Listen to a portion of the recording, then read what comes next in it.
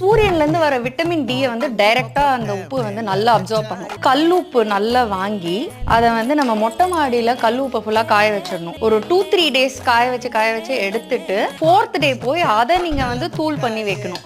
So vitamin D கம்மியாக இருக்கிறவங்க அதை கூட ஃபாலோ பண்ணுங்க. இப்போ என்னோட விட்டமின் டி வந்து நார்மலாக இருக்கு. இந்த கன்ஃபியூஷன் ஆக்சுவலாக நிறைய பேருக்கு இருக்குங்க. என் பேஷண்ட்ஸே இதை பண்ணியிருக்காங்க. ஆனால் ஒரு விஷயம் நான் சொல்றேன், சூரியன்ல யூவிபி யூவிஏ ரேஸ் தான் இருக்கு, விட்டமின் டி சூரியன்ல கிடையாது. சோஷியல் மீடியால இருந்து உங்க லைஃபை இம்ப்ரூவ் பண்றதுக்கு பாயிண்ட்ஸ் தேடிட்டு இருக்கீங்கன்னா இமீடியட்டா ஃபாலோ தட்டுங்க. ஸோ சூரியன்ல பாத்தீங்கன்னா யூவிபி ரேஸ் யூவிஏ ரேஸ் இருக்கு. அதுல யூவிபி ரேஸ் வந்து எப்போ நம்ம தோலுல படுதோ, நம்ம தோல் தாங்க இங்க முக்கியமான மேட்ரு. ஏன்னா தோலுல கொலஸ்ட்ராலோட ஒரு ஃபார்ம் இருக்கு, 7-டீஹைட்ரோ கொலஸ்ட்ரால். அந்த யூவிபி ரேஸ் நம்ம தோல்ல படும் போது இந்த கொலஸ்ட்ரால் ஆக்டிவேட் ஆகி நம்ம கிட்னி லிவருக்கு போய் அது விட்டமின் டி ப்ரொடியூஸ் பண்ணும். அதுதாங்க மெக்கானிசம்.